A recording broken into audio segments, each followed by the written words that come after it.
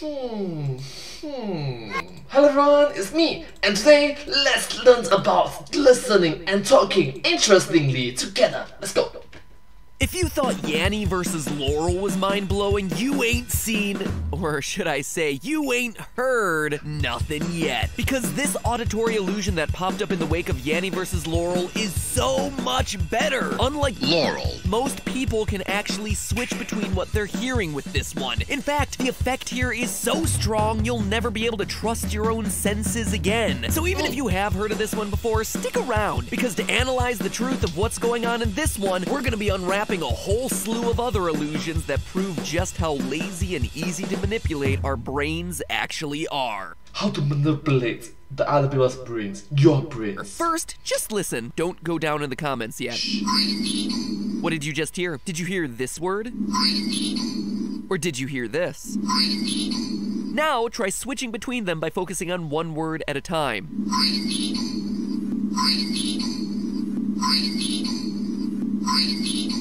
If everything's going according to plan, you should be able to switch between them based on which word you have currently in your vision. And now, here's the original video, which, as you watch it, should actually strengthen your perception of Green Needle.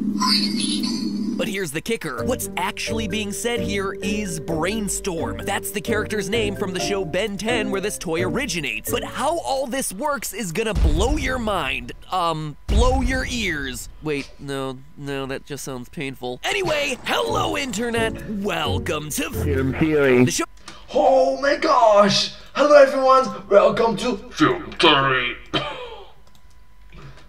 That's entirely justified in covering this topic today, since I sometimes cover the science, psychology, and lore of YouTube videos. So by this point, I'm sure we're all familiar and totally sick of the Yanny Laurel debate, right? Laurel. Last stats I saw, 47% of people were able to hear Yanny and 53% were able to hear Laurel. Let me give you another shot here. Laurel. Honestly, for the life of me, I can only hear Laurel, until of course you start pitch shifting it. And honestly, that's my big problem with this auditory illusion. Most people are stuck only hearing one of the two, and they have a really hard time hearing the other one without some kind of big change, whereas most people are able to switch between the Brainstorm Green Needle audio pretty darn easily. In fact, I can even control it for you. I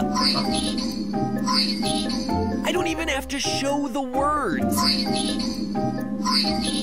How cool is this? But here's the best part. Unlike Yanny Laurel, where the final explanation about what was really going on was quite honestly kind of boring, talking about higher and lower frequencies being overlaid and different sound qualities coming out of different speakers, blah blah blah, yawn. The reasons behind why we experience the Brainstorm Green Needle auditory illusion actually reveal a lot about how our brains function, how lazy they are, and how unreliable our senses can be. I mean, yeah, the part in which like storm or needle is quite. So get ready to start distrusting yourself, cause here we go. To begin, scientists would classify the Brainstorm Green Needle illusion as an example of what's known as bistable perception, where bistable perception. a stimulus is just too ambiguous for human senses to process with only one interpretation. These are the sorts of illusions that allow you to switch between how you're seeing them. Rabbit or duck? Okay. I can think of one. Like in Korea, we always say there, which means yes, yes, yes, yes, yes. Case of our Ben 10 friend, it's how you're able to hear on one playthrough and just as well on a second playthrough. But auditory illusions like this are incredibly rare. Most bistable stimuli are visual, like the Schroeder staircase, where you can either see the staircase going up and to the left, or you can see an upside down staircase going down and to the right. There's the all-time classic faces versus vases, or you can always go with the internet's favorite, the twirly girly, where as you watch, you can actually see her spinning in one direction, then all of a sudden, out of the blue, she'll just switch directions. Scientific surveys have shown that most people start seeing her rotating clockwise, a 65-35 split, but I swear, I never could see her going anything but counterclockwise until actually working on this episode. Then, I just used the arrow keys to have YouTube jump forwards and backwards by 5 seconds to break the flow of the image briefly. Suddenly, I was able to see it moving in both ways. It is crazy. So, if you're like me and having trouble seeing it rotating in the opposite direction, try that. I'll give you a few seconds to buffer while I deliver you a musical interlude. Pretty cunning! Oh, Pretty cunning! wow. Walking water. Different planet. Oh, and by the way, don't believe online articles that say which direction you see her spinning determines your dominant brain hemisphere, or it's an indicator of how smart you are. Science has actually debunked all of that. One of the other interesting wrinkles of Brainstorm Green Needle is that it's a cross-modal problem. Cross-modal problem. Which means that it involves multiple different senses, hearing and sight. Yanny versus Laurel is just auditory. You see, our brains are constantly piecing together bits of information from all of our senses to form solid ideas of objects and events in the world around us. Usually, these pieces of information complement and confirm each other, thereby improving the reliability of our perception. But when things don't match up in the way that the brain expects, that's when you get some weird results. Here's one of my all-time favorites, the motion bounce illusion. Watch these two balls pass through each other. Nothing super remarkable, right? Now watch it again. Did balls pass through each other again? Or did they bounce off of each other? Watch them bounce again. It's the exact same thing I showed you the first time, but your brain perceives the balls bouncing off each other because the sound triggers it to think that there was some sort of collision happening. It's using past experience of balls coming together, coupled with the sound that it's hearing to inform what you're seeing. And it's telling you that you should be seeing a collision, and your perception adjusts accordingly. The same is true for this next illusion. How many times do you see Deadpool's face appear on screen? Twice, right? Let's try it again. Once. Twice again. Now let's slow it way down while keeping the sound in. You see that it only happens once. This phenomenon is called the sound-induced flash illusion. Sound-induced flash illusion. Flash! Where the sound was influencing what you were seeing happening on screen. So again, we get an example of a cross-modal illusion, where our sense of hearing is affecting our perception of sight. And it's not just limited to those two senses. Both hearing and sight can affect touch too. Take, for instance, the marble hand illusion, which is pretty darn wild. Scientists hit participants' hands with a small hammer while playing a noise. The noise starts off as just the sound of a hammer hitting skin, but it slowly transitions to the sound of a hammer hitting marble. And get this, across the board, the test subjects reported their hand feeling heavier, stiffer, and harder. But if you think that was crazy on its own, get this, the test also showed their skin conductance, or the electrical conductivity of their skin, also went down, just like you would see out of an object made of stone. Crazy. Now, admittedly, it's a bit difficult to smack your hand with a hammer over the internet. So instead, let's try something else. Put on... Yeah, if you do that, it's quite hard to perform these illusions. Yeah, tricky. Headphones and start rubbing your hands together like this in 3, 2, 1. Felt pretty normal, right? All right, let's try it again in 3, 2, 1. Your hands should have felt moister that time, did they? Now stop rubbing those gross moist hands of yours and let's try one more time in 3, 2, 1. There, that should have helped dry them off for you. This phenomenon is called the Parchment hand illusion, where sound is directly influencing your sense of touch. You are basically feeling the feelings that the sounds are telling you to feel. What is going on here? Oh my... What? Do you know about... Wait... What the... Oh... Feels pretty good, and wet and moist and sticky, which is just kinda weird. Sure, all this is fun and games, but how do all these cross-modal illusions apply to Brainstorm and Green Needle? Well, look at the original video. Notice how the podium flashes 3 times. Even though the toy is officially saying brainstorm, the word brainstorm is only 2 syllables, but we're seeing 3 flashes from the toy, which seems like they should coincide with the syllables that we're hearing. Our brain is looking to hear a 3-syllable phrase that that'll match up with the cadence of those flashes. And the phrase that best matches is green needle, or other things that are kind of close. But obviously that can't be the whole story here, because as I demonstrated at the top of the episode, you were able to hear both Brainstorm and green needle without me ever showing you a video clip. All it took was hearing the audio and seeing the words. And this is perhaps the biggest differentiator with Yanny versus Laurel, because no amount of me showing you Yanny on screen while playing the audio is gonna get you to hear it if you can't already. Well, it turns out that one of the major reasons we hear and are able to switch between the words brainstorm and green needle is because of the psychological process of priming, where your brain gets preconditioned into one thought pattern and thus tries to fit new stimuli into the pattern moving forward. Oh, priming. It's like preconditions until if A happens, B happens. Even though it's not true, it just primed to be wow. Wow. For instance, let me talk to you about how much I love showers. Now, that might seem a bit weird for me to talk about right now, but sometimes I just can't help it. I love talking about and taking showers. I love getting clean, I love washing my hair, I like singing and thinking in the shower. I love the shower, I love the shower. I also got a confession. I love washing my hands in the sink.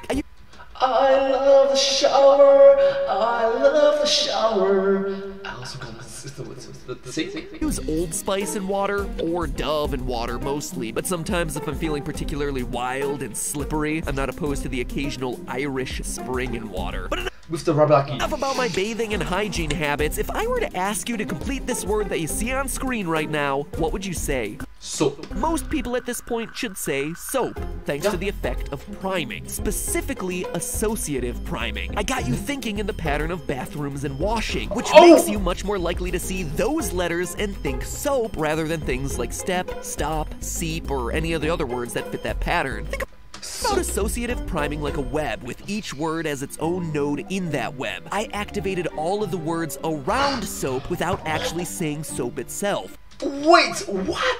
What are you doing to my brain? What the? Oh my goodness. So when presented with the opportunity to fill in that word, your brain jumped at the chance. But priming can also have some unexpected consequences too. For instance, stereotypes are actually a form of psychological priming. One of the most extreme examples to show this came from a study by Shih, Patinsky, and Embody, where they took Asian American women and gave them a math test. Sucks to be subjects in that study. Now, the stereotype is a form of priming. That I can sort of understand, because it really pre-programs into the cognitions of our brains. Sometimes it's not for good. Sometimes it can lead to disaster. Generally believed stereotype for those who have Asian descent is that they're great at math. Calculator, why not calculate now? Calculate now. Skip school to attend county-wide math competitions. Only in Chinese class is a 98 frowning face material.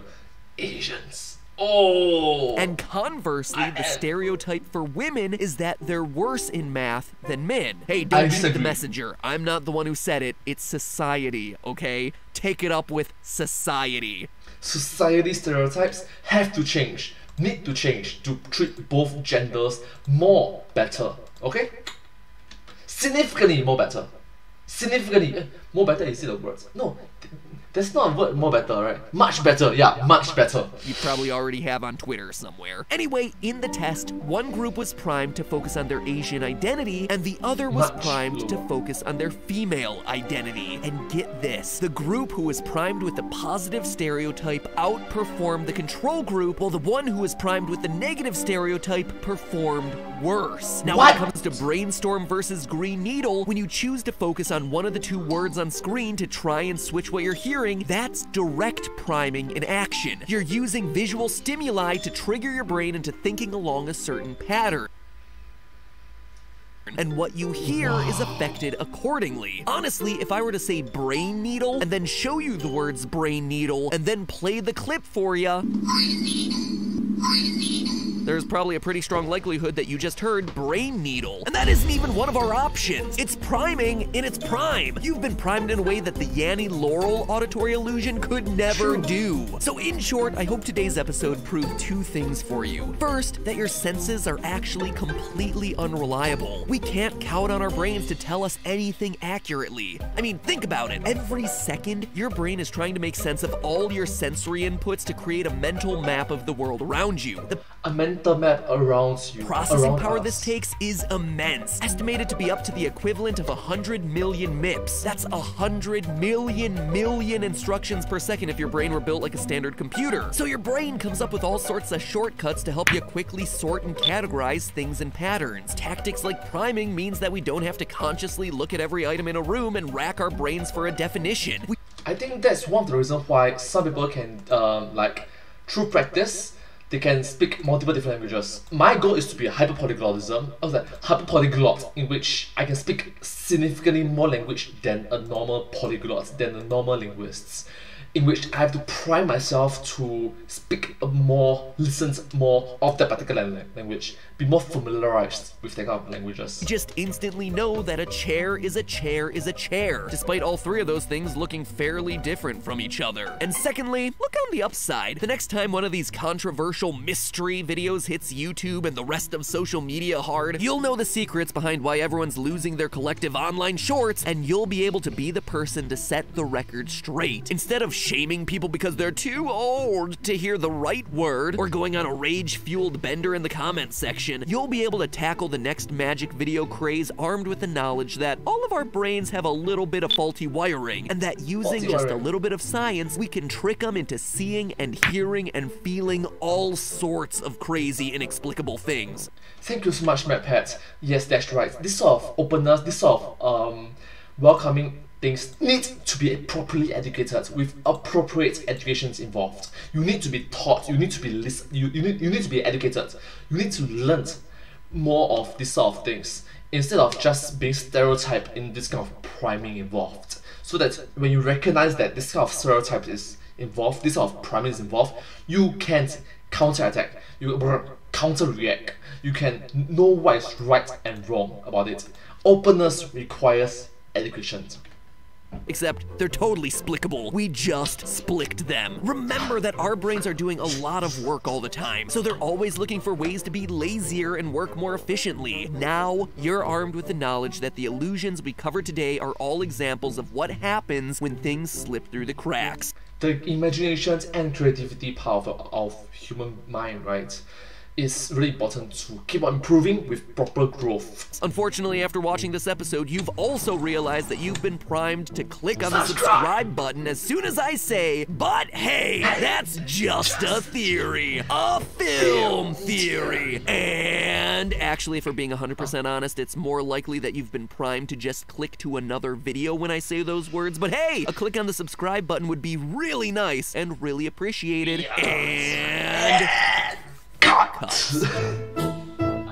well, that's awesome, isn't it? Do remember to subscribe to the Film Theorists and also subscribe to my channel. Sincere appreciation for all of you for enjoying this video together with me. It's quite educational and entertaining to watch. Entertainment for the win! Thank you so much for watching this video together with me. If you do like this video, please remember to like, share, and subscribe to my channel and comment down below if you haven't shared with us. Don't forget to follow my channel. And one more time, it's like, share, and subscribe to my channel and comment down below if you haven't shared with us. Don't forget to follow my channel. And I sincerely appreciate all of your support and encouragement for my work. Thank you so much once again. But hey, that's just a theory. A film theory and cut.